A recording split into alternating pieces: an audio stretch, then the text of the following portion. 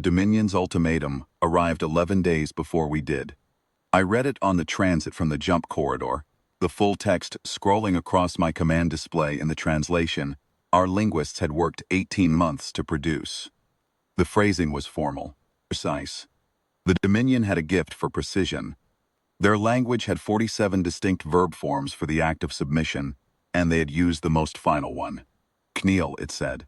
Disarm your orbital stations. Withdraw your vessels from the contested corridors. Acknowledge Dominion primacy over all human settled space within 200 light-years. You have 14 days. The message had been transmitted to every human vessel in the sector, every station, every colony. The Dominion wanted witnesses. They wanted the galaxy to watch humanity lower its head. I set the message aside and walked to the forward observation bay. The Iron Meridian was assembled in column formation behind us. 211 warships, hull to hull across 6,000 kilometers of space. The flagship I stood on was the Immovable, a dreadnought-class vessel that had been in continuous commission for 31 years. Her hull repaired so many times the original plating was a minority of her skin. She carried 1,100 crew. She had never retreated. Neither had anything in the fleet behind her. I watched Vericafi grow in the glass, the Dominion's prize colony world, the jewel of their outer territories, the place they had named when they issued the ultimatum as proof of their reach. You see this world? It meant, we hold this. You cannot touch it, Kneel. We had not answered the message. The answer was the fleet. They saw us at long range. I know this because the chatter from Varric Foy's orbital defense network went abruptly silent when our jump signatures registered. And in that silence, that specific held-breath qualities of silence that scanner operators learn to recognize, there was already something close to understanding. Not panic, not yet. The Dominion's military doctrine did not permit panic at first contact. Their doctrine permitted was assessment, verification, response. They had a process. The process was very good. Their fleet was already arrayed when we completed deceleration. 4,000 hulls. I had been told to expect 4,000, and the number had seemed abstract at the briefing table. The kind of number that belongs to spreadsheets and strategic projections. Standing in the observation bay, watching them materialize across my visual field like a second horizon, the number became a weight I felt in my sternum. 4,000 hulls. The Dominion had not come to negotiate. They had come to demonstrate. My second-in-command, Yara, spoke from the bridge behind me. Meridian formation is locked. All captains are on channel. The Vanguard? In position, a pause. Commander Solon confirms. I turned away from the glass. Then we begin. The fired their resonance weapon 40 seconds. After we crossed the engagement threshold, I had been briefed on the resonance weapon. Every captain in the Iron Meridian had been briefed in detail for 6 months prior to this deployment because the Dominion had used it 3 times in the last decade, and each time the target fleet had simply stopped, not destroyed, not disabled in any mechanical sense. The ships remained intact. The weapons remained functional, but the crews ceased to act in any coherent way. They fired at false contacts. They broadcast distress calls describing things that were not there. They turned on each other, or sat at their stations staring at readings they could not interpret. The resonance weapon did not attack the ship. It attacked the minds of the people inside it. The Dominion believed this made them nearly invincible. I felt it when it hit, a low pressure behind my eyes, something at the edge of perception that was not quite sound and not quite light. A vibration in the base of cognition that suggested the instruments were lying, that the ship around me was not quite real, that the fleet behind me had already died, and what I was commanding was a ghost I had not yet recognized as such. It was a profoundly skilled weapon. I say this honestly, as a soldier who respects craft. The resonance weapon was the finest instrument of psychological destruction I have ever encountered. I blinked, I breathed, I pressed the command key. The Iron Meridian's targeting systems are not digital. They have not been digital for 11 years. Not since we recovered the first resonance weapons schematics from a Dominion vessel we boarded in the Kareth engagement. Our ordnance control runs on hardened analog architecture, ballistic solutions calculated on mechanical systems that have no neural interface, no cognitive coupling, no component that resonance frequencies can reach. The computers that process sensor data run on isolated, shielded cores that were designed, from the substrate up, to function in resonance saturation. We had known the Dominion would use this weapon. We had built the Iron Meridian to stand inside it. The fleet did not stop.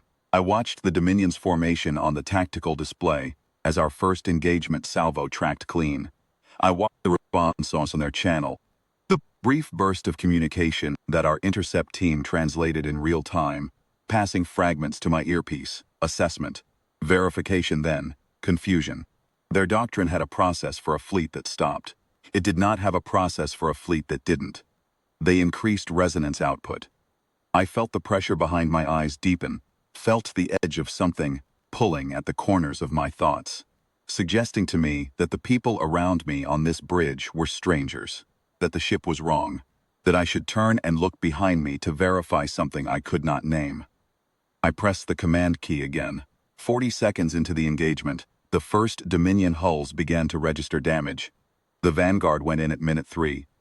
Commander Solin's ship, the Ardent Passage, was the fastest vessel in the Iron Meridian, a light assault hull, half the mass of a dreadnought, built for deep penetration of enemy formations. Solin had volunteered for the Vanguard assignment. She was 44 years old. She had served under me for 6 of them. When I think about what I asked her to do, I think about those 6 years. The morning briefings, the arguments about tactical doctrine, the specific quality of her silences when she disagreed with me and had decided to accept the orders anyway.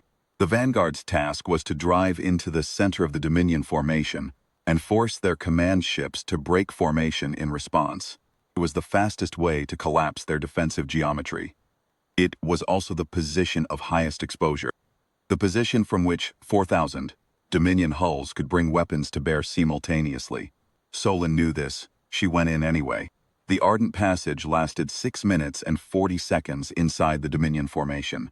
In that time, she silenced 41 Dominion command vessels, forced a formation collapse house across 3 of their 4 defensive axes, and created the tactical opening that allowed the Immovable and the Meridians, not line to advance without flanking exposure.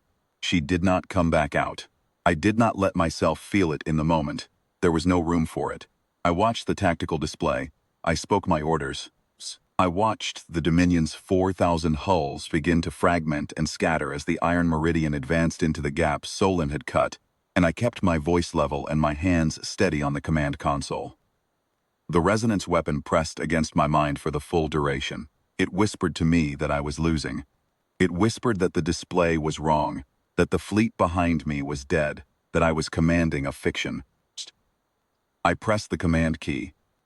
At minute 11, the Dominion attempted to withdraw their core formation toward the planet. It was the correct tactical decision. It was also too late. The Meridian's flanking wings had already reached their withdrawal vectors. At minute 14, their command structure collapsed. At minute 19, the last Dominion hull in the engagement zone went silent, stood in the observation bay for a long time after the engagement ended. Varric Phi rotated below us, its night side lit by the still-cooling debris of what had been 4,000 ships.